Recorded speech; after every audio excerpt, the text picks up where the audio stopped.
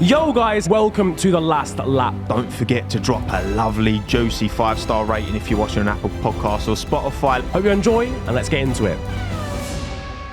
We also want to talk about words that certain Mr. Stefano Domenicali has been talking. Yeah, as he does. It's the 30 Grand Prix a season. Yes. And he's said that historic F1 tracks are not guaranteed a place in the sport. Right.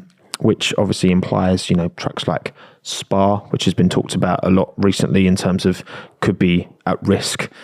Do we think F1 needs to make a conscious effort to guarantee the future of these tracks? Because I somewhat I understand, because I don't think, if you run an Imola or a Spa or one of these legacy tracks, I don't think in this day and age of Formula One you can afford to just sit back. Yeah, you come to us, yeah? Yeah. There's too much interest. There's too much interest now. I think that's arrogant. Yeah. I do think that's arrogant. I think the tracks need to adapt. But I don't see why the tracks can't adapt, because the fan base is bigger than ever. They're going to sell out. They're sending out all over the world. Yeah. So why can't Spa do what they need to do to make that? Because it's a legacy. So everyone wins, right? You know how you have in the UK, you've got listed buildings, where if you're like a developer, you can't just go, okay, I'm gonna knock this place down. Yeah. Everyone will go, no, it's a listed building. Listed Formula One tracks. There should be tracks where over like a 20-year period, you can't just go, we can't run there anymore. That's what I'm saying. Because for me, if Formula One, let's say in 10 years, Formula One had sacked off Spa, had sacked off Monza, we're already not going to places like Nürburgring, Hockenheim, whatever. That is like a huge level of history that's gone. Yeah. And ultimately, these are good tracks. I know there's been discourse about whether Spa is actually good, because we've had a few stinkers there recently, but that happens at every track. You could get two teams that play against each other. I'm not going to use a football analogy this time. Two rugby teams that score 50 points a match, and then they come together and it's dead. It is what it is. That happens in sport. You're not going to get amazing. Yeah, with Spa, sometimes you have weather. Yeah, exactly. In the works. Yeah, it's same with Monza, less so the weather, but you tend to get some crazy races there. And I'm looking at some of the tracks that have been introduced to Formula One in recent years, and I'm going, what do they really add apart from a paycheck and another area of the globe that we've kind of unlocked? Yeah. I'm looking at Qatar going, what actually does Qatar offer? As a racetrack? Forget all the politics, forget about the stuff we were talking about when the World Cup went there. As a track, it's not a good Formula One track. It's far too narrow. It's a MotoGP track. Yeah, agree. It's not a Formula One track, and we're there for 9 years. We're already in Saudi Arabia, and I know, not every part of the world, it should be limited to one Grand Prix that's really Eurocentric, but that as a track offers nothing. So if you were to say, we're getting rid of Spa to make space for Qatar, you're blandening the calendar just factually, because you're not going to get as good a race. Yeah, because you can have new circuits. Again, I think Jeddah has been all in all a pretty big success as a track. Massively. Yeah. I think the quality of racing we've got, not just in F1 and F2, and I think it's certainly delivered. And I think if we're going to be expanding the calendar, if we're going to have 24 races, if we're going to, that number will probably trickle up even more over the next 10 years. Yeah. I'm all for. I don't want every single track to be like a legacy history. No, it doesn't need to be. It doesn't need to be. I'm all Otherwise, for, we might as well go back to the 80s. Exactly. I'm all for Monaco. I'm all for Miami. I'm all for Saudi. These different circuits, these different interpretations of what an F1 track can be. Yeah. That's always been the case. Just not Sochi. Sochi was shit, bro. It was so bad. They could have done anything. Yeah. They had that whole facility. Yeah, that's a howler. You could say the same about Abu Dhabi. They've kind of improved Abu Dhabi now, but it was a bit dead when that dropped. Yeah. But I just think it dropped. I like this is why I'm very much I want Monaco, just mandated to stop. I want Monaco on the calendar because it's something different. It's totally different. And that's fun. And that's good. If you're going to go all around the world and you're going to have this diversity of types of tracks, in types of locations, then also have that diversity in the types of circuits where you're going to have high altitude, where the teams like Red Bull have always done well there, because when they had their shit Renault engines, that hurt them more on more conventional lower altitude tracks. It didn't hurt them much there, and their aero could that's cool. That's what we want. We don't want 24 cookie cutter tracks. Yeah. And I think having those different challenges, like certain drivers, Checo always excels on street circuits. There's something about it. Yeah. You know, that's fine.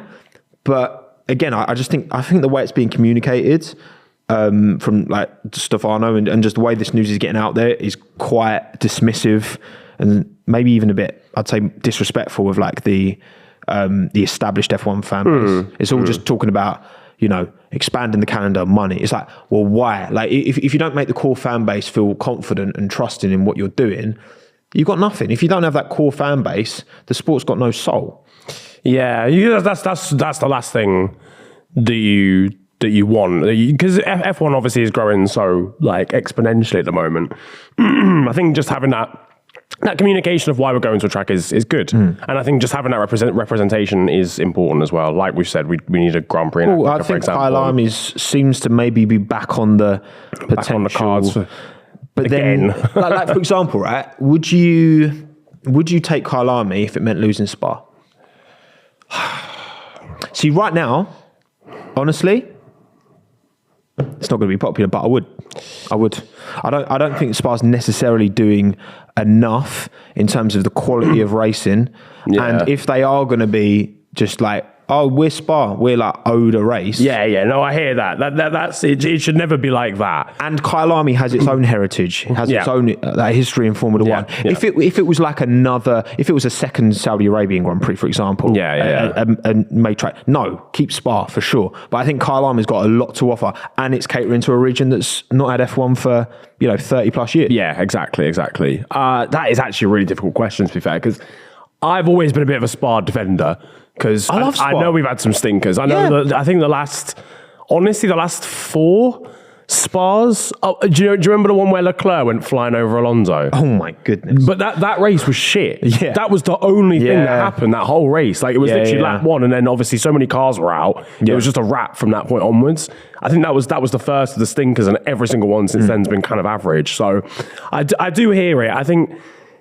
But again, Spa offers something different. That is a unique circuit in its own right. Yeah. In the elevation changes, stuff like Eau Rouge, like probably the most legendary corner on the whole calendar. Realistically, the weather changes. So no, you're not wrong. It is a tough one. It is a tough one. But yeah, I tell you what, lads. Oh my God, I've worked it out.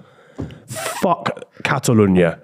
Get that out of there. Oh my God. Let's just test, bro. If people from Spain want to watch Formula One, I'm sorry, if the Spanish population, make a new track. Build a better track. Let's talk about Madrid. Let's talk about Madrid. Honestly, do anything other. Bring that Valencia street track that's like abandoned in everyone's YouTube videos. Like, just go unabandon that track and go there. That's too far gone, man. I've been there. It's too far gone. It's a stinker. It's really bad. It looks like, genuinely, it looks like... That's so sad. It looks like a Call of Duty map. It's shocking. Rust 3. Yeah, Rust 3. Facts. The trilogy. Yeah, no. And you know what, actually, because Carlos is from Madrid, I think, and then Fernando's from Oviedo, which is more that kind of region of Spain. Yeah. So I'm sure they'd be happy to see Madrid. Yeah, that's the thing. It's like, like Catalunya. I want to see Catalonia. We're going to see it this year without that final chicane. I'm telling you now, it's still going to be bad. It's going to look nicer aesthetically because they're going through 2 quick corners at the end, but it's still going to be bad, you know. Right. So what else? Catalonia and Spa are both very good racing tracks, but they're not great for F1. No, because I think F1's got very specific. Like you look at touring cars, GTs. There's less dirty air. Yeah. There's more close racing. When it comes to the type of racing we get with F1. You need a really certain type of track to exploit and to allow those types of cars to race. Imagine, the high speed in Catalonia just kind of... Yeah, it's almost like there's too much flow at Catalonia because like every single corner is a bit sweepy and you just can't follow anyone like that. You know, that right hander where you go up the hill. Yeah. Like but that back straight is usually like an overtaking opportunity anywhere else or any other type of racing. But because of Formula One's dirty air, that right hander just kills it. The same with the main straight. The chicane killed it, but the 2 quick right-handers will kill it as well. You might get 1 or 2 more overtakes, but I genuinely... Two quick right-handers is going to... You're not going to be able to follow people through there, like, too closely, I don't think. The thing is, though, like, I hope you're wrong as well. Yeah. Well, should we be changing the calendar and changing the tracks based off these cars not being able to follow properly, or should we be changing, like, because they've already done something to somewhat like reduce the dirty air. Yeah. But apparently that's starting to creep in a little bit more now with these cars versus last year. So, you know, do we like tracks like Mugello, right? I thought Mugello was like from a driver's point of view, which only these 20 drivers have that point of view. Yeah. But like they love it, right? Yeah.